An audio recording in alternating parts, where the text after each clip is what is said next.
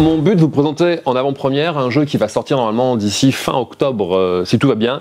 Quetzal des éditions Gigamic, un jeu d'Alexandre Garcia. Déjà, je vous annonce, gros coup de cœur dessus. Moi, je me suis vraiment bien amusé avec. La présentation était très sympathique et surtout, le boulot a été très bien fait en plus par l'éditeur. Au niveau du matériel, le fond de la boîte décorée, le plateau, le choix des couleurs, énorme travail dessus pour que ce soit et beau, et visible et lisible. Quetzal, comment ça marche? Le but, de lancer des meeples. Jusque-là, tout va bien. Quand c'est notre tour de jeu, on récupère nos meeples et on va les jeter comme ça devant nous.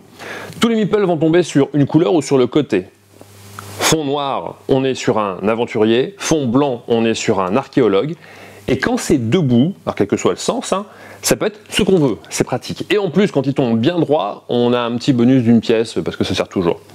Une fois qu'on a lancé chacun nos meeples, on va chacun notre tour les dépenser sur les différentes zones qui composent le plateau. Les différentes zones représentent les endroits où on va pouvoir récupérer, faire différentes fouilles archéologiques, récupérer au marché noir quelques biens, les emmener sur les bateaux pour aller les expédier et réussir à les faire expertiser, etc., etc. Chaque zone a une manière différente et un objectif différent. S'il y a un meeple blanc dessiné, on ne peut mettre que des meeples sur la face blanche. S'il y a un meeple noir, on ne peut mettre que des meeples qui ont une face noire. Si c'est un pion noir et blanc, on doit mettre ou l'un ou l'autre. Et si c'est un meeple grisé, on met ce que l'on veut, on peut les mélanger. Il y a des zones où c'est forcément le premier joueur qui ira dessus qui les récupère et des zones où ce sera un système d'enchères. D'autres zones où on pourra tous en mettre et récupérer les bonus. C'est très fluide, très malin.